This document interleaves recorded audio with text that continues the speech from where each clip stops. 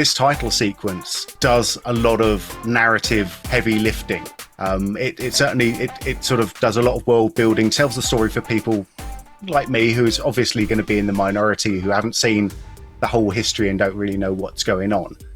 So how much of that like world building, the use of archival footage and fake archival footage, how much of that informed your choices for how you cut it, how you edited it?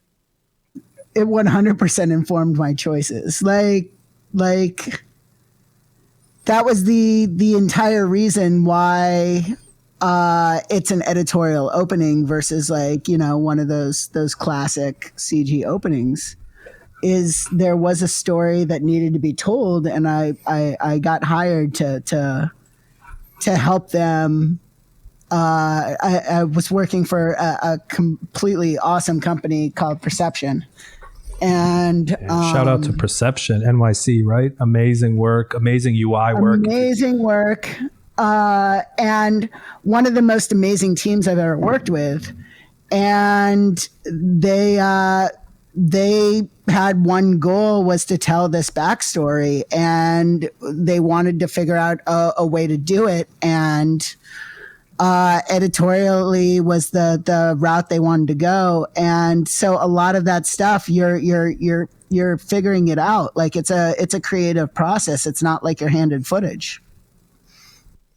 So it's cool. It's very collaborative. Because it felt to me like it wasn't like in the style of a big superhero thing. In many ways, it had the sort of stylings of a you know, true crime documentary in some ways, but you know, taken onto the global stage. You know, that bigger archival you know, style. I mean, they brought on an editor that cuts commercial docu-style short form video, and I can't speak for them, but I'm assuming it was a pretty intentional decision. 100%, by the way, agree. What a smart decision by, I'm sure, everyone at Marvel, the director, all the team at Black Widow, Perception, and yourself. Like, that's the right call for that movie.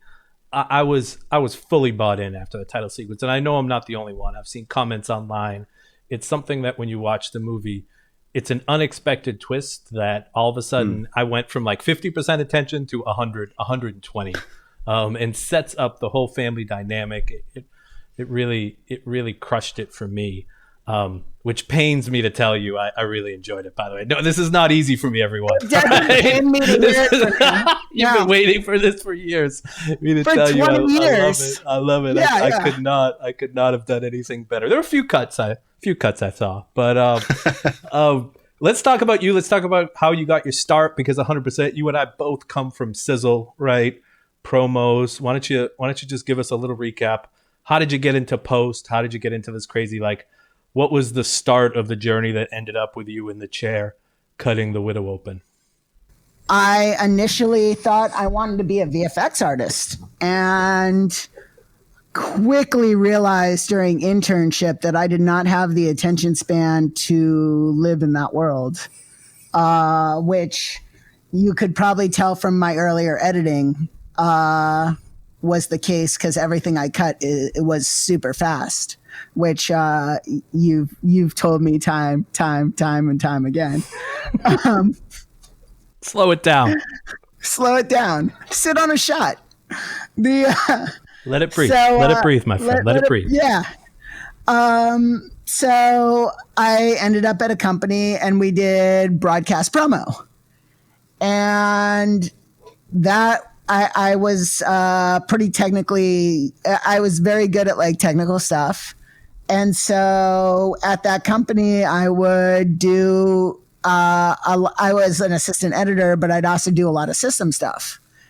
And that was more needed than more editors. So I kind of, got trapped there for a little while, and eventually had to like go freelance if I wanted to like cut the stuff I wanted to cut. So I didn't come up through this like traditional. I work at one of these edit shops that does high-end commercials, and I assist there for years. And then I assist the editors in helping them with the alternate cuts. And eventually, like, people know my name, and I'm all of a sudden the editor in the chair who's promoted, who's worked with all these agency folks. I came up in a world that was separate from that world. And then I jumped into advertising and started cutting a ton of sizzles. So a sizzle reel is like a sales tape. A lot of times it's to sell an advertising idea that like hasn't been created yet, or a concept. And what you're doing is you're searching the internet and scraping it for footage to tell a story that has not been shot. And I got really, really good at telling those kinds of stories. And that's one of the things that informed that changed how I pace stuff too. Because a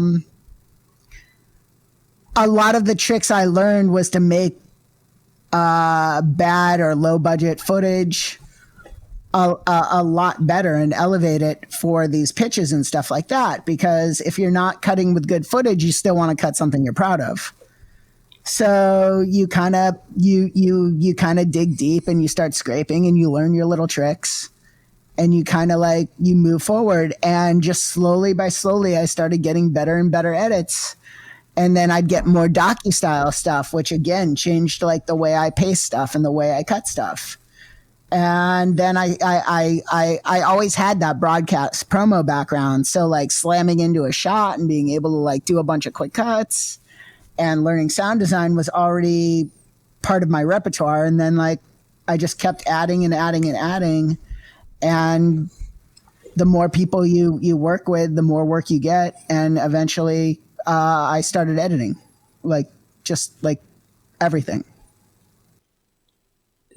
It's a great path. Like I will say that all editors are problem solvers right at their core. It's always like decision tree, like, you know, how do I solve this problem? But especially with broadcast promo and broadcast sizzle, there's no plan to start with, right? So it's like the show doesn't exist. There's no footage. We need to cut the most amazing high energy piece possible and do it in 90 seconds where every single frame is going to count. And there's so many people that are depending upon this.